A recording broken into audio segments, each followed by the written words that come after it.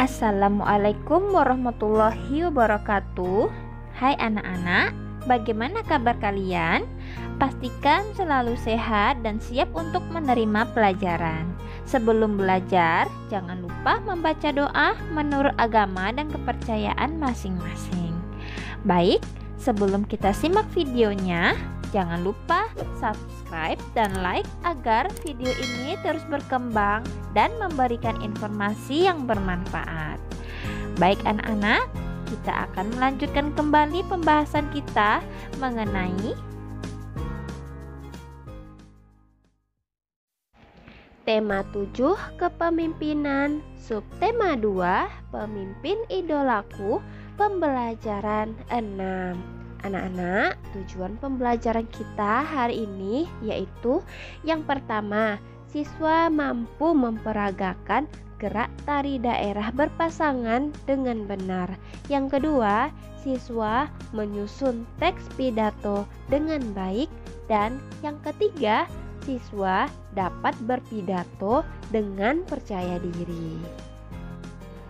Dalam keseharian, sudahkah kita bersikap seperti seorang pemimpin? Sikap apa yang sudah kita perlihatkan? Anak-anak ibu, sekarang ayo berlatih. Nilai persatuan dan kesatuan harus dimiliki seorang pemimpin. Seorang pemimpin yang memiliki nilai persatuan akan bersikap dan bertindak demi keutuhan para anggota yang dipimpinnya. Apalagi di Indonesia yang terdiri atas beragam suku bangsa, kesenian, dan adat istiadat. Peran pemimpin sangat diperlukan untuk menjembatani semua keragaman itu. Dalam subbab ini, kamu akan mempelajari salah satu kesenian daerah, yaitu tari daerah yang dilakukan secara berpasangan. Bersama teman-temanmu, bermusyawarahlah untuk memilih salah satu tarian daerah yang dilakukan secara berpasangan. Selanjutnya, berlatihlah dengan tekun untuk dipentaskan pada acara kelulusan nanti. Berlatihlah hingga gerakan kalian benar dan kompak. Anak-anak ibu, sekarang ayo mencoba. Kamu telah membuat teks pidato. Sampaikan kepada teman-teman dalam kelompokmu. Mintalah masukan mereka supaya pidatomu lebih baik. Perbaikilah pidatomu sesuai saran mereka. Setelah kamu merasa pidatomu lebih baik, bersiaplah untuk berpidato di hadapan teman-teman sekelas dan bapak atau ibu guru. Sampaikan pidato dengan penuh percaya diri, pengucapan yang jelas, dan intonasi yang tepat. Lakukanlah bergantian dengan teman-temanmu. Dengarkanlah dengan penuh perhatian saat temanmu menyampaikan pidatonya. Sekarang mari kita bahas soal evaluasi. Nah, pertanyaan nomor 1. Tulislah satu orang pemimpin yang kamu kenal. Sebutkan nilai-nilai kepemimpinan yang dimilikinya, paling sedikit 3. Contoh kegiatannya serta manfaatnya bagi orang-orang di sekitarnya. Jawabannya, pemimpin yang saya kenal adalah ayah saya sendiri. Nilai-nilai kepemimpinan yang dimilikinya yaitu religius, disiplin, pekerja keras, toleran, dan humanis. Contoh kegiatannya yaitu yang pertama, selalu berdoa dalam mengawali dan mengakhiri kegiatan, selalu mengucapkan rasa syukur dalam segala aktivitas. Yang kedua, selalu melakukan sesuatu sesuai dengan yang telah ditetapkan, seperti tepat waktu dan tepat janji. Yang ketiga, selalu bekerja seperti tidak mengenal lelah, selalu semangat, tidak pernah mengeluh demi memberi nafkah kepada keluarga.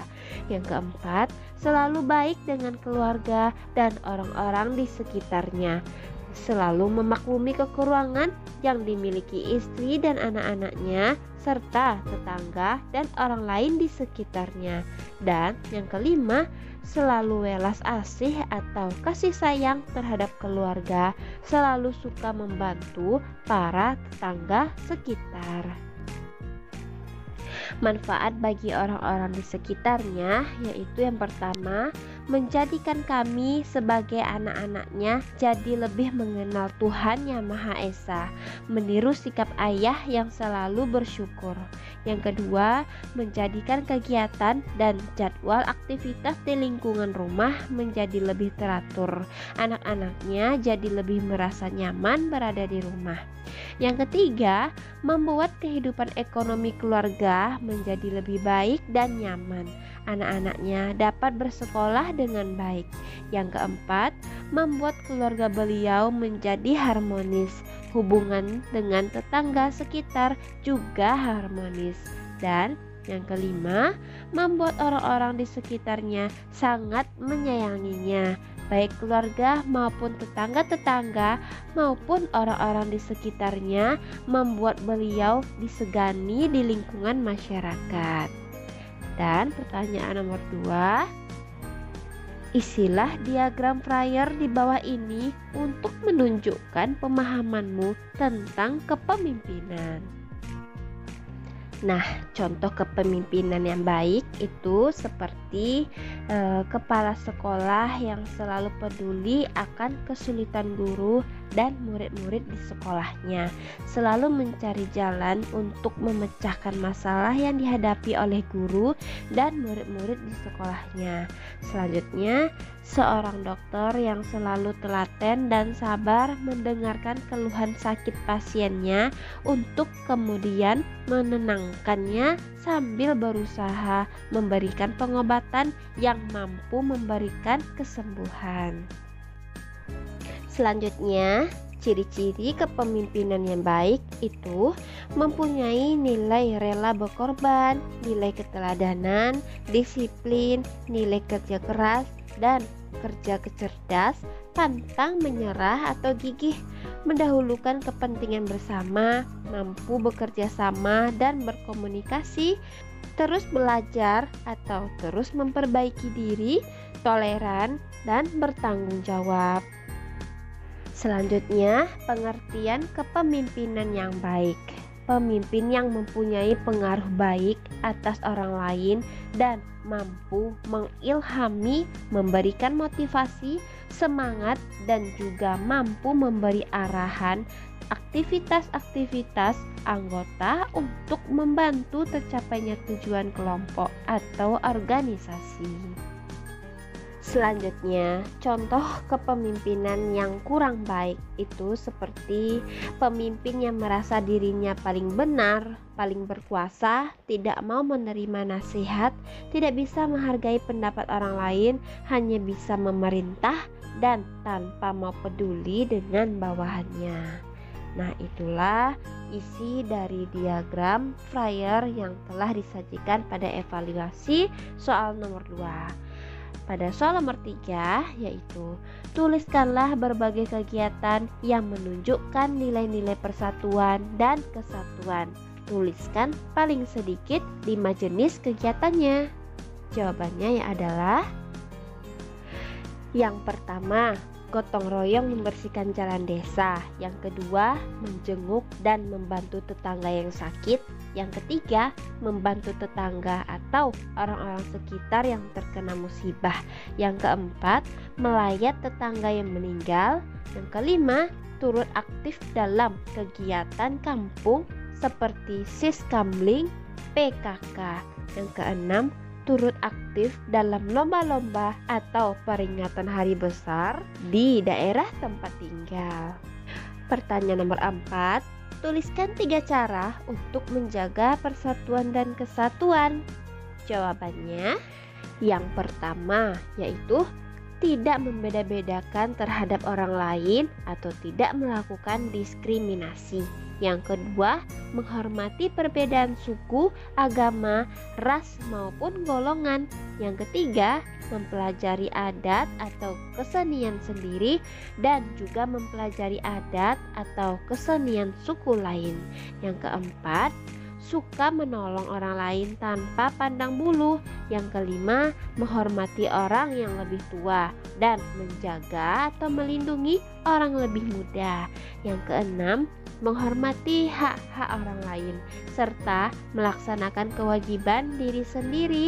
Dan yang ketujuh, bertanggung jawab terhadap kegiatan diri sendiri yang berhubungan dengan orang lain atau orang banyak. Pertanyaan nomor 5, apa keunikan tari Zapin dari Aceh? Jawabannya, tarian yang mengutamakan kesatuan gerakan cepat. Dengan adanya kerjasama dan kesatuan gerakan tarian cepat menciptakan gerakan-gerakan yang indah dan menakjubkan. Tarian ini berisi dakwah Islam, berasal dari daerah Arab dan mendapat sentuhan budaya lokal atau Indonesia sehingga makin memperindah gerakan. Pertanyaan nomor 6 atau yang terakhir pada soal evaluasi kali ini, bagaimana sikapmu jika pada saat berdiskusi ada perbedaan pendapat dengan temanmu?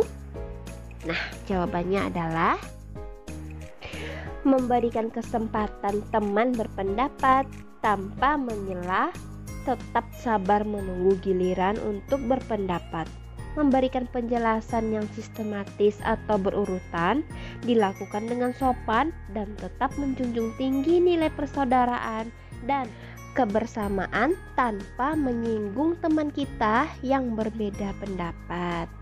Nah, anak-anak, itulah hasil pembahasan kita pada soal evaluasi di pembelajaran 6 di subtema 2 ini.